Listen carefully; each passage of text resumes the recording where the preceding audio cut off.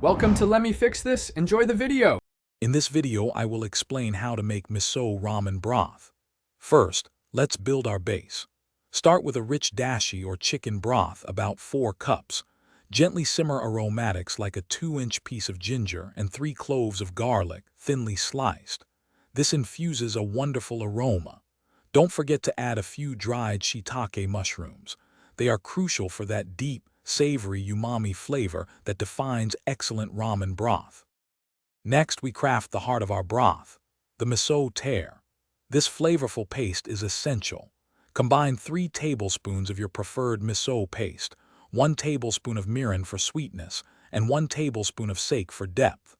Add 1 teaspoon of soy sauce and a pinch of sugar to balance the flavors perfectly.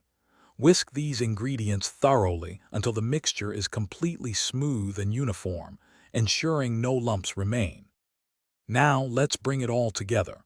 Remove your base broth from the heat. This is a critical step to maintain the miso's delicate flavor. Gently whisk the prepared miso tear into the hot broth until it is fully incorporated.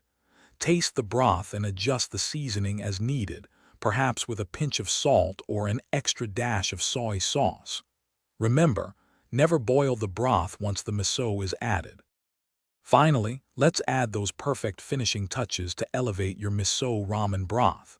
For an extra layer of aroma and richness, swirl in about 1 teaspoon of fragrant sesame oil just before serving.